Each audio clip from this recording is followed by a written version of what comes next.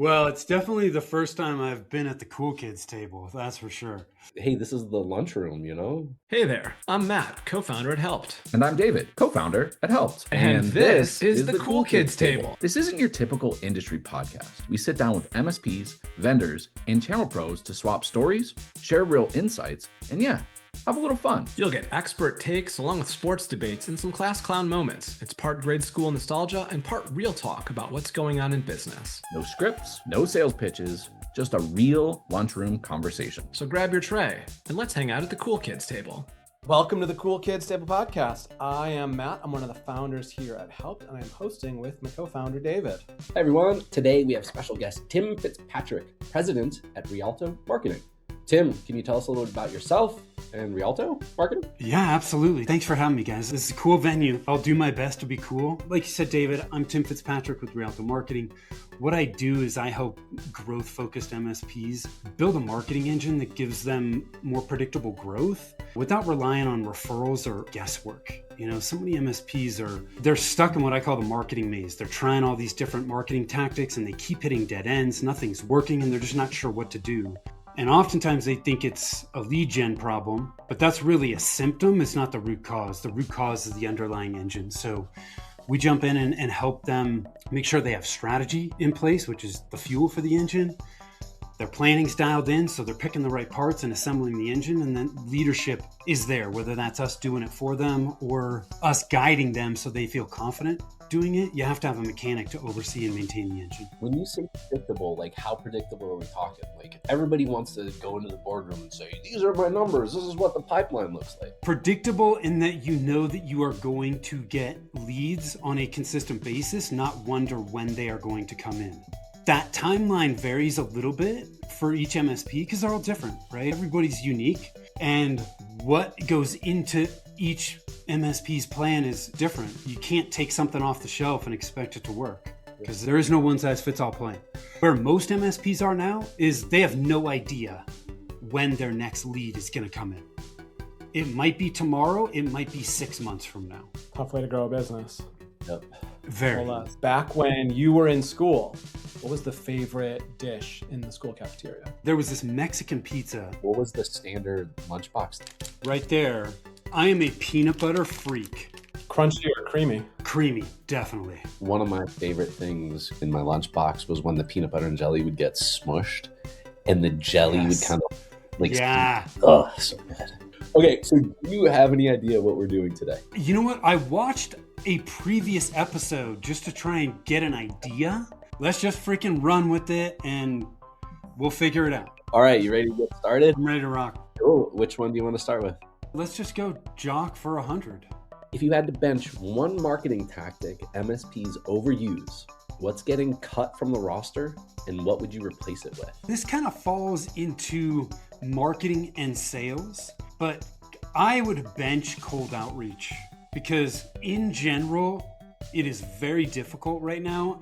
And because most MSPs are just jumping right to it without having the proper fundamentals in place, it doesn't work well and they're wasting a bunch of time.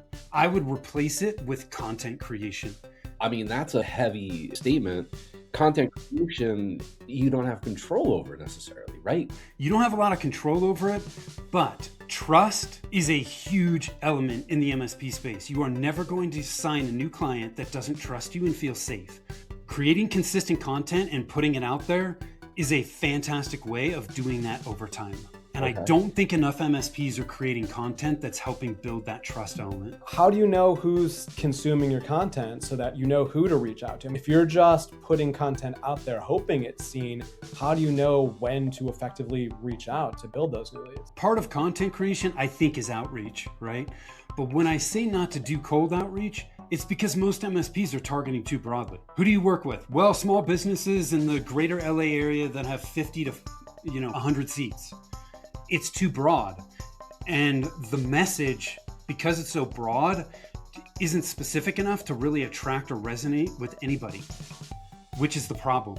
So once you narrow that down and start creating content for a specific audience, and you know who that audience is, then what they can do, Matt, is start to identify where they need to go to get in front of those exact people.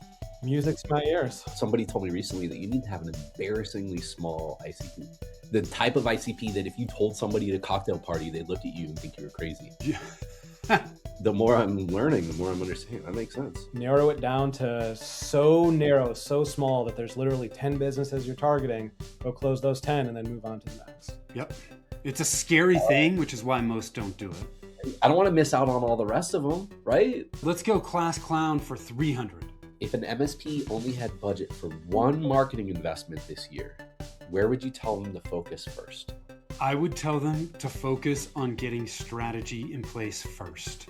Know who your ideal clients are, create a message that is going to attract and engage those people, create a list of where those specific people are, then you can jump in to the tactics. And there are plenty of free tactics that you can leverage to do that. But without those things in place, you are simply going to waste time. How much time would you say somebody that was running a business would take to build something that you would feel was a solid or a strong foundation? I would say 60 to 90 days. You don't need to reinvent the wheel. You look in your existing business. Your ideal clients that you need to target, you're already working with them. You just need to understand who they are and why they're those people. I'll tell you, the thing that takes the longest is interviewing your ideal clients because you can't control that. I like that. And I think that just having that benchmark, understanding that 60 to 90 days is impactful. You know, everybody wants to go fast, but if you say, no, you got to slow down, it's going to take this amount of time to really build that foundation. I needed to hear that. All right, let's go overachiever for 300. I got to start getting points here. Rack them up. What's the first thing you look at when an MSP says, our marketing isn't working? I'm going to sound like a broken record, guys, because everything comes back to strategy. I always talk about strategy before tactics. When they say their marketing isn't working, the first thing I want to know is who are they targeting, what are they saying, and what have they done? That's it. That tells me most of it. But most of the time, the sequencing is out of whack. What you do in marketing is important, but when you do it is more important. Because if you jump into a tactic that you're not ready for, it's not gonna work. It doesn't mean that tactic doesn't work. It means you got things out of sequence and you weren't ready for it. That's a soundbite right there. I love that. All right, let's go class clown for 400. Is AEO just SEO wearing a fake mustache? Or are we actually entering a completely different era of search? And is SEO still worth the investment? I'm going to preface this. I am a marketing strategist, so I am not a tactician. However, I know enough about the tactics to guide them and lead them. What I will tell you is AEO or GEO, generative engine optimization, this is shifting. It has been and it continues to shift very quickly. What I will say is a lot of the activity that MSPs have been doing to improve SEO are still relevant in an AI search or AI chat world. AI is pulling content information. It's pulling it from some of the same sources, but it's also pulling it from different sources. You know, one of the places it's pulling from that search really didn't is like Reddit, right? I was going to say. Yeah. Yep. It's looking at social content, so this goes back to my point earlier. Content is really freaking important and good content is really important. A lot of the same things apply, but there are slight nuances. I think your intent is kind of the same, but it's how it's achieved that's different. You know, you're moving from riding on horseback to getting into a car. The goal is still to get from point A to point B, but knowing how to ride a horse doesn't mean you know how to drive a car. You still need to know how to get the most out of the tools that you're using. There's always going to be people trying to game the system. AI is going to figure this crap out, okay? I do think that SEO, AEO, I do think it's worth the investment. Because think about how people are buying now. I can't remember the exact statistic, but it's something like 80% of B2B buyers have already made certain decisions before they even reach out to providers. Sure. And if you're not showing up where they are, you're not even in the conversation. I got to go Jock for 500. You helped grow a company 60% year over year for nearly a decade.